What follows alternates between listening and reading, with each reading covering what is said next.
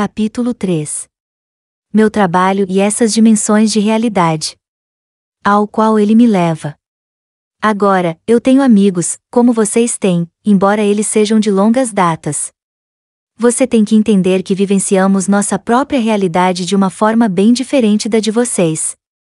Somos conscientes de nossas vidas passadas, que é como vocês chamariam, das personalidades que temos adotado em várias outras existências. Porque nós usamos telepatia, não podemos esconder nada um do outro, mesmo quando desejamos. Isso pode parecer uma invasão de privacidade para você, e ainda assim lhe asseguro que mesmo agora nenhum de seus pensamentos estão escondidos, mas são conhecidos com bastante clareza para nossa família e amigos, e posso dizer, infelizmente, que aqueles que você considera inimigos também. Você simplesmente não é consciente desse fato. Isso não significa que cada um de nós é como um livro aberto para o outro. Muito pelo contrário. Há uma coisa que pode ser entendida como etiqueta mental, boas maneiras mentais. Somos muito mais conscientes de nossos próprios pensamentos do que vocês são.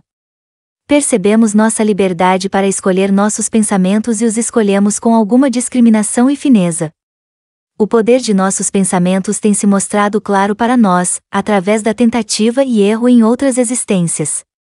Descobrimos que ninguém pode escapar da vasta criatividade da imagem mental, ou da emoção. Isso não significa que não somos espontâneos, ou que precisamos deliberar entre um pensamento ou outro, ansiosamente preocupados sobre a negatividade ou poder destrutivo de um pensamento. Isso, em seus termos, está além de nós. Nossa estrutura psicológica significa que nós podemos nos comunicar em muito mais formas do que essas com as quais vocês estão familiarizados. Imagine, por exemplo, que você encontrou um amigo de infância que você não esqueceu. Agora, vocês podem ter pouco em comum. Ainda assim, vocês têm uma conversa agradável durante a tarde, centrada nos velhos professores e colegas de escola, e estabelecem uma certa concordância. Assim, quando eu me encontro com outro, eu posso ser capaz de relacioná-lo, muito melhor, com base em uma experiência particular de uma vida passada, mesmo que em meu agora, tenhamos pouco em comum. Podemos ter nos conhecido, por exemplo, como pessoas completamente diferentes no século XIV e podemos nos comunicar muito conversando sobre essas experiências, como você e seu hipotético amigo de infância que estabeleceram uma concordância lembrando-se de seu passado. Seremos bastante conscientes de que somos nós, no entanto, as personalidades multidimensionais que partilharam mais ou menos um ambiente em comum num nível de nossa existência. Como você verá, essa analogia é bastante simples, porque passado, presente e futuro realmente não existem nesses termos. Nossa experiência, no entanto, não inclui as divisões de tempo com as quais vocês são familiares. Temos muito mais amigos e associados do que vocês têm, simplesmente porque estamos conscientes da variedade de conexões que chamamos por agora de encarnações passadas. Temos, é claro, mais conhecimento em nossas mãos, grosso modo falando. Não há período de tempo, em seus termos, que você possa mencionar, mas alguns de nós fomos de lá e carregamos dentro de nossas memórias a indelével experiência que foi ganha naquele contexto em particular. Não sentimos a necessidade de esconder nossas emoções ou pensamentos dos outros, porque todos nós reconhecemos bem a natureza cooperativa de todas as consciências e da realidade, e nossa parte nelas. Somos altamente motivados. Espíritos poderiam ser qualquer outra coisa. Simplesmente por termos a nosso comando o completo uso de nossa energia, ela não é desviada em conflitos. Não a fragmentamos por aí, mas a utilizamos para propósitos singulares e individuais que são a parte básica de nossa experiência psicológica. Agora, cada eu completo, ou personalidade multidimensional, tem seus próprios propósitos, missões e empenhos criativos que são partes iniciais e básicas de si mesmo, e isso determina as qualidades que fazem esse eu eternamente válido e eternamente buscador. Finalmente, somos livres para usar nossa energia nessas direções. Encaramos muitos desafios, de natureza bastante momentânea, e percebemos que nossos propósitos não são apenas importantes por si mesmos, mas para as surpreendentes ramificações que desenvolvem nossos esforços em possuí-los. Ao trabalhar nossos propósitos, percebemos que estamos abrindo caminhos que também podem ser usados por outros. Também suspeitamos, certamente eu sim, que os propósitos terão resultados surpreendentes, consequências espantosas que nunca percebemos e que eles irão meramente nos conduzir a novos caminhos. Perceber isso nos ajuda a manter o senso de humor. Quando alguém nasce e morre muitas vezes, esperando a extinção a cada morte, e quando essa experiência é seguida pela percepção de que a existência ainda continua, então o senso da divina comédia aparece. Estamos começando a aprender a alegria criativa do jogo. Eu acredito, por exemplo, que toda a criatividade e consciência nasce na qualidade do jogo, ao invés do esforço no jogo, na espontaneidade intuitiva acelerada que vejo como uma constante através de todas as minhas próprias existências e na experiência daqueles que conheço. Eu me comunico com sua dimensão, por exemplo, não por minha inclinação a seu nível de realidade, mas por imaginar-me aí. Todas as minhas mortes seriam aventurosas se eu tivesse percebido o que sei agora. Por um lado, vocês levam a vida muito seriamente, por outro lado, vocês não levam a existência divertida seriamente o bastante. Nós desfrutamos de um sentido de diversão que é altamente espontânea e, ainda, suponho que vocês chamariam isso de jogo responsável. Certamente esse é um jogo criativo. Nós brincamos, por exemplo, com a mobilidade de nossa consciência, vendo quão longe alguém pode ir. Estamos constantemente surpresos pelos produtos de nossa própria consciência, com as dimensões da realidade através da qual podemos brincar como num jogo de amarelinha. Pode parecer que usamos nossa consciência à toa em tal jogo e, ainda, novamente, os caminhos que fazemos continuam existindo e podem ser usados por outros. Deixamos mensagens a qualquer um que venha, através de indicações mentais. Podemos estar altamente motivados, no entanto, e, ainda, usar e entender o uso criativo do jogo, ambos como métodos de atingir nossos objetivos e propósitos, e como um empenho surpreendente e criativo em si mesmo. Agora, em meu trabalho como professor, viajo para muitas dimensões de existência, até mesmo como um professor ambulante que poderia dar conferências em vários estados ou países.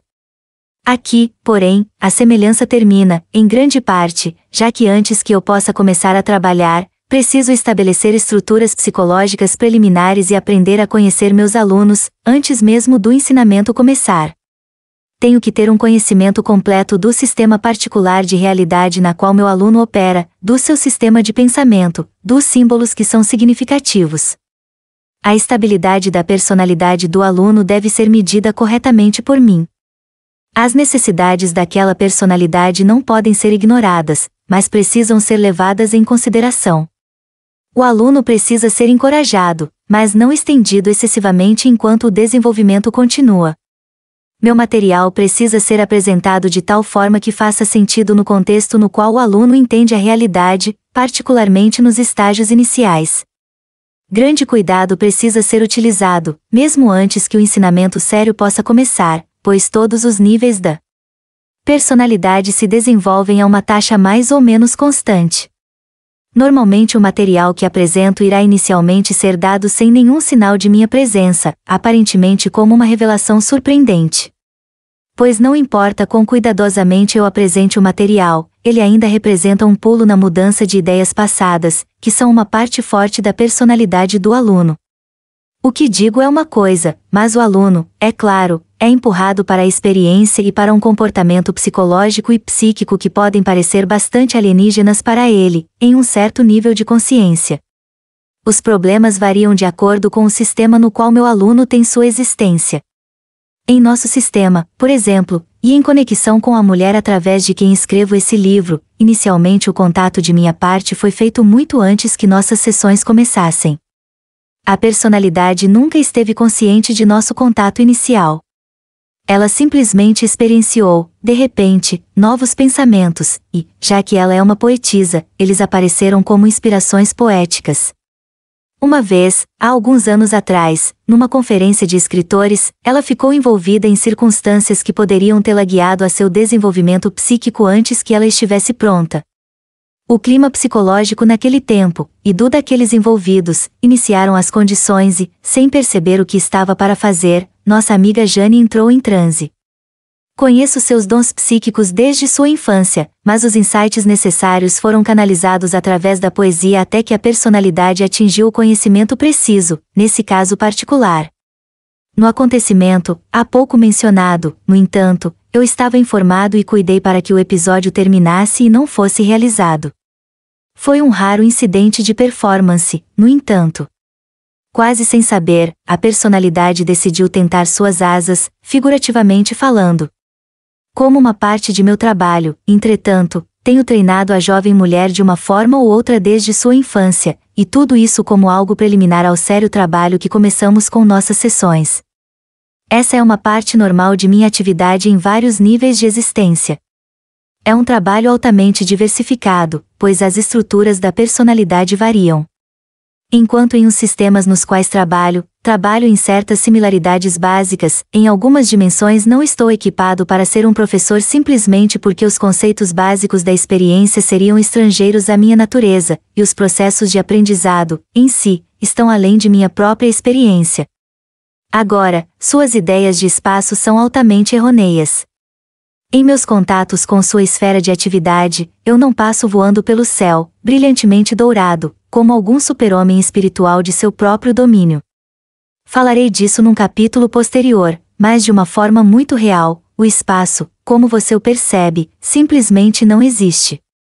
Não apenas é uma ilusão de espaço causada por seus próprios mecanismos de percepção física, mas também provocado por padrões mentais que você aceitou, padrões que são adotados pela consciência quando ela atinge certo estágio de evolução em seu sistema.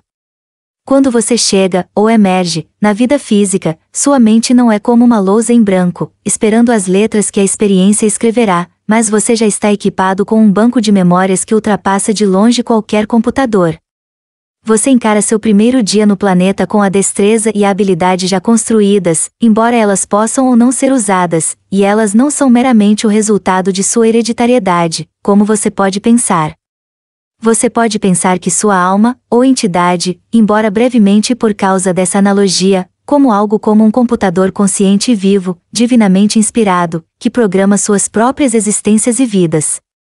Mas esse computador é tão altamente dotado de criatividade que cada uma das várias personalidades que ele programa brota da consciência e canta, e, por sua vez, cria realidades inimagináveis pelo computador em si mesmo.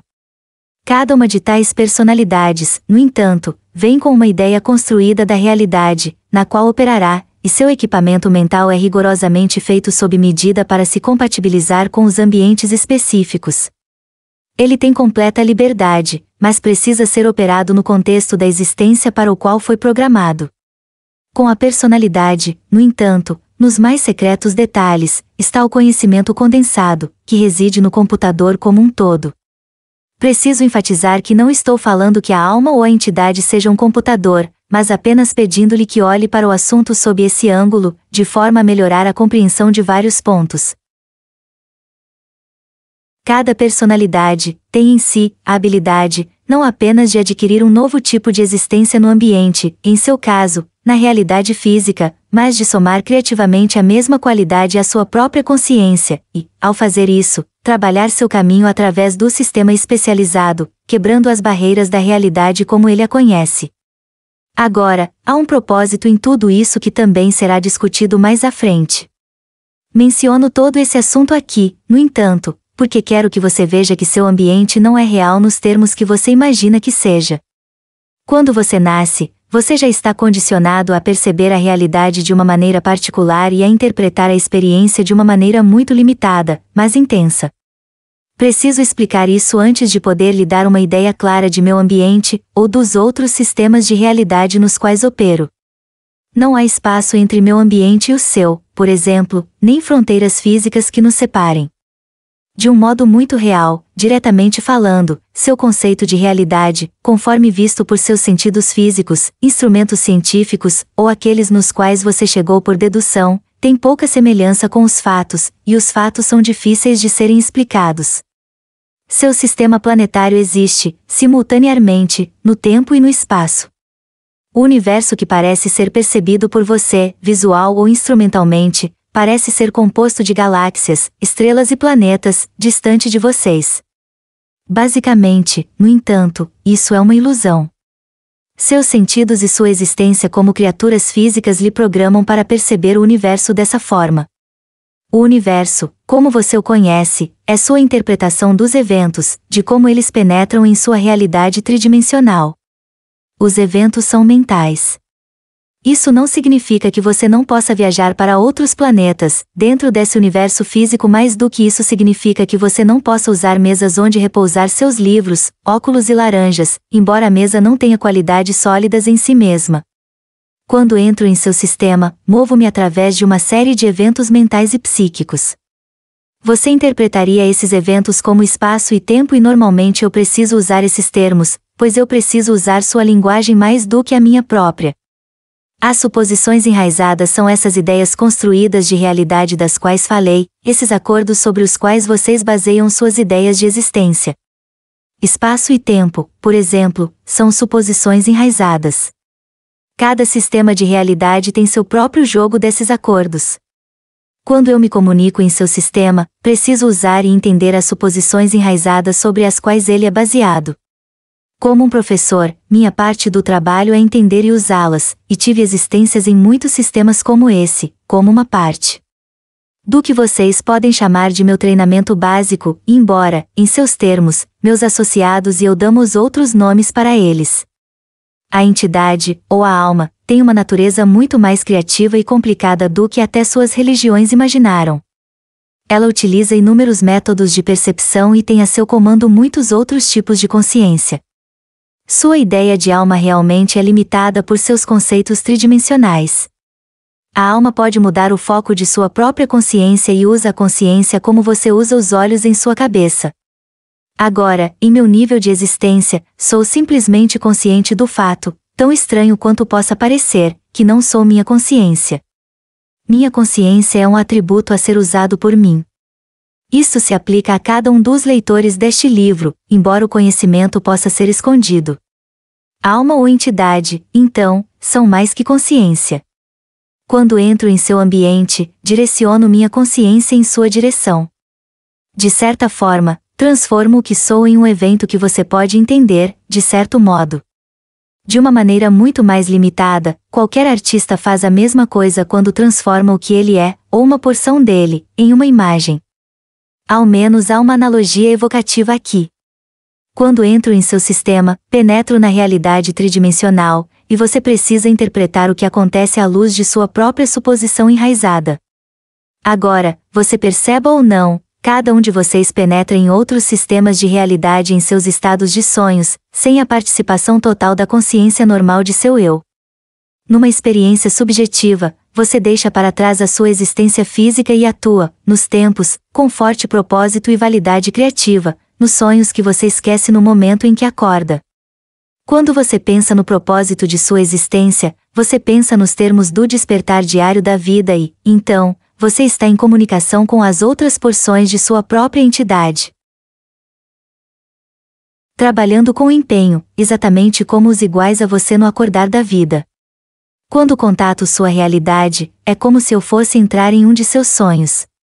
Posso estar consciente de mim mesmo quando dito esse livro através de Jane Roberts e, ainda, também consciente de mim mesmo em meu próprio ambiente, pois envio apenas uma porção de mim mesmo para cá, como você talvez envia uma porção de sua consciência quando escreve uma carta para um amigo e, ainda, está consciente da sala na qual está sentado.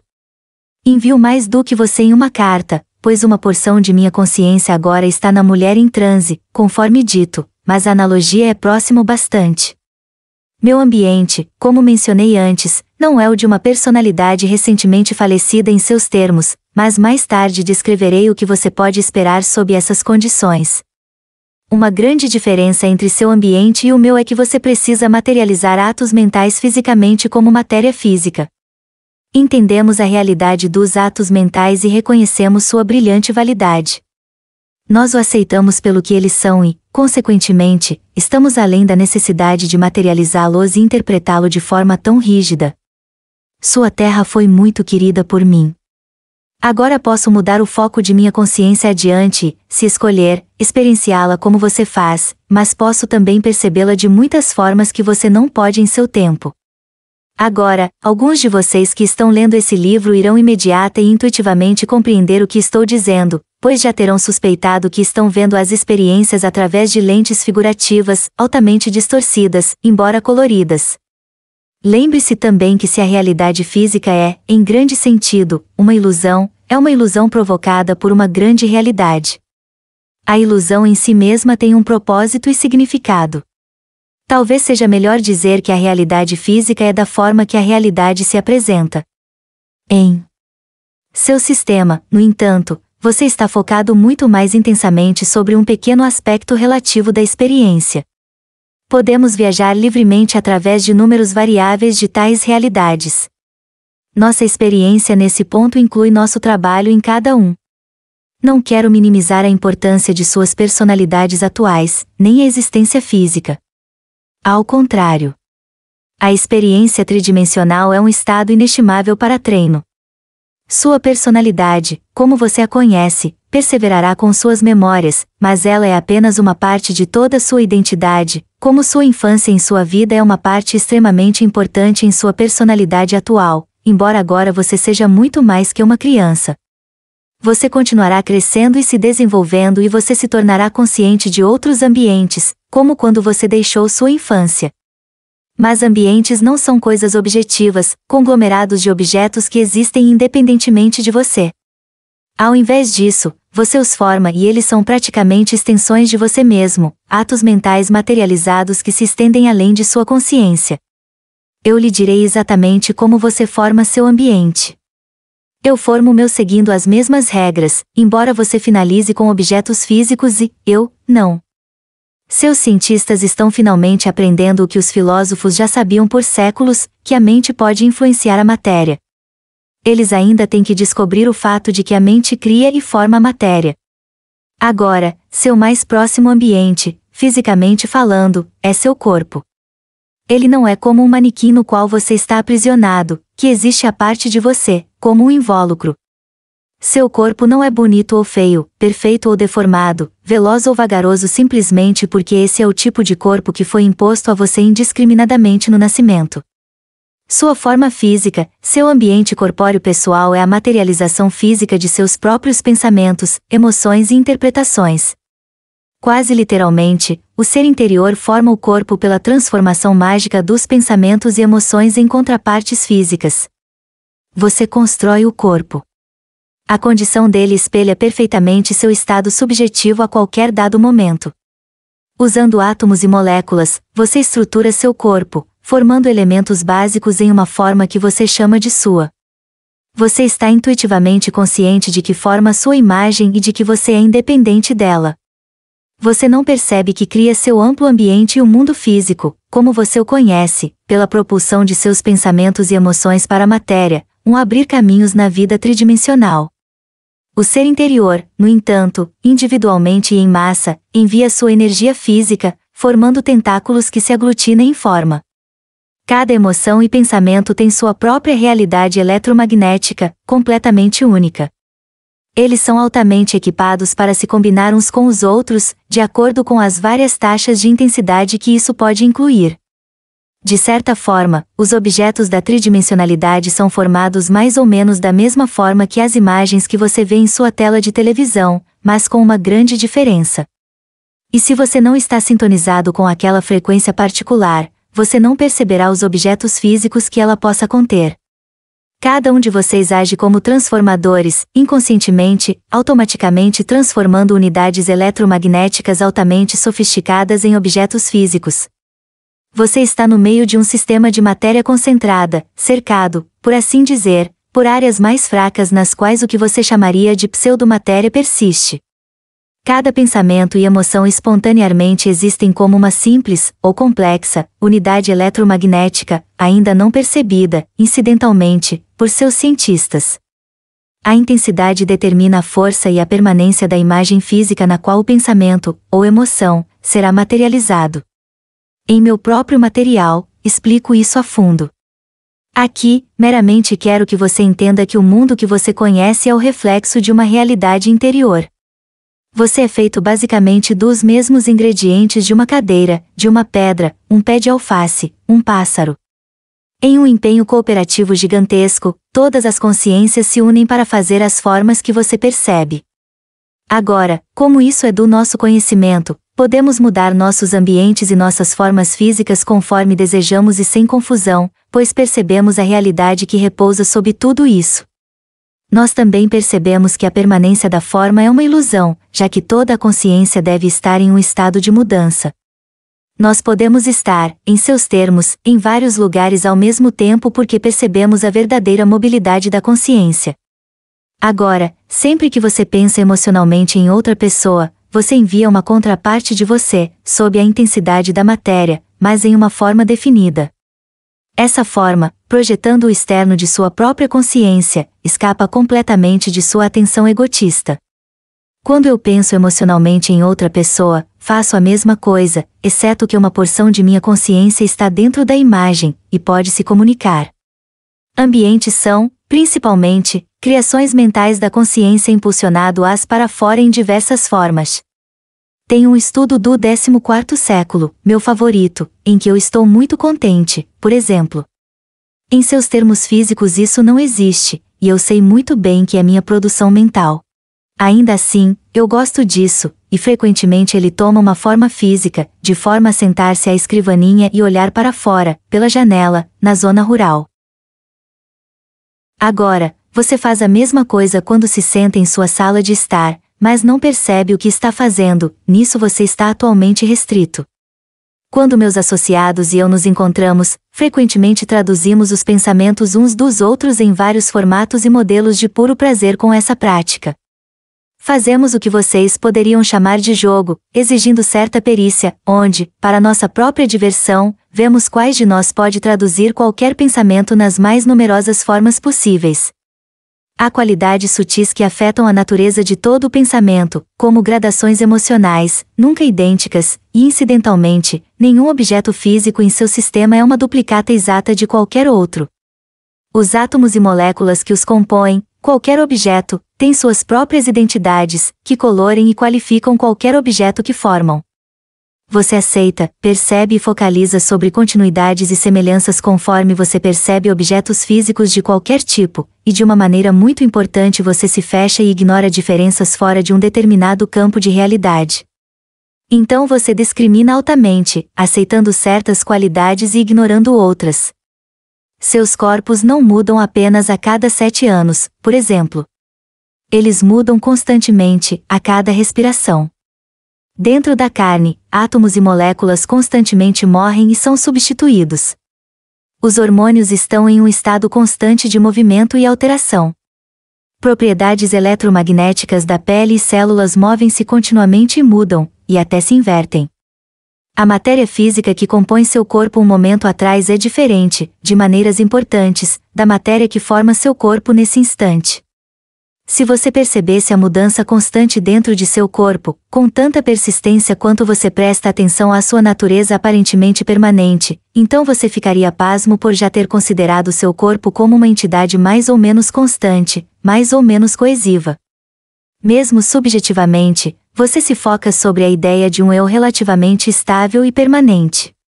Você dá ênfase a essas ideias, e pensamentos, e atitudes que você se lembra das experiências passadas como suas, ignorando completamente aqueles que uma vez foram característicos e agora desvaneceram-se, ignorando também o fato que você não pode segurar manter o pensamento. O pensamento de um momento antes, em seus termos, se desvanece. Você tenta manter um eu constante, física e relativamente permanente, de forma a manter um ambiente relativamente constante e relativamente permanente. Assim, você está sempre em uma posição de ignorar tal mudança. Esses que você se recusa a conhecer são precisamente esses que lhe dariam um entendimento muito melhor da verdadeira natureza da realidade, da subjetividade individual, e do ambiente físico que parece cercar você. O que acontece a um pensamento quando ele deixa sua mente consciente? Ele não desaparece simplesmente. Você pode aprender a segui-lo, mas normalmente, por medo, você tira sua atenção da intensidade do foco dele na existência tridimensional. Então, parece que o pensamento desaparece. também parece que sua subjetividade tem uma misteriosa qualidade desconhecida em relação a isso e que sua vida mental tem uma tendência traiçoeira à queda, uma queda subjetiva nas quais os pensamentos e memórias caem, para desaparecer no nada. Então, para se proteger, para proteger sua subjetividade da deriva, você ergue várias barreiras psicológicas ao que você supõe representar perigo. Ao invés disso, você pode seguir esses pensamentos e emoções simplesmente percebendo que sua própria realidade continua em outra direção, ao lado dos pensamentos que você identifica. Pois esses pensamentos e emoções que deixaram sua mente consciente lhe guiarão a outros ambientes. Essas aberturas subjetivas através das quais os pensamentos parecem desaparecer são de fato como urdiduras físicas, conectando o eu que você conhece com outros universos de experiências, realidades aonde os símbolos vêm à vida e pensamentos não negam seu potencial. Há uma comunicação entre essas outras realidades e você mesmo em seu estado de sonho e uma interação constante entre ambos os sistemas. Se há algum ponto aonde sua consciência pareça iludir-se e esquivar-se de você, ou se há algum ponto aonde sua consciência pareça terminar, então esses são os pontos onde você estabeleceu barreiras psíquicas e psicológicas. Essas são, precisamente, as áreas que devem ser exploradas. Caso contrário, você sente como se sua consciência estivesse encapsulada em seu crânio, imóvel e contraída, e cada pensamento perdido ou memória esquecida, ao menos simbolicamente, se parece a uma pequena morte. E esse não é o caso.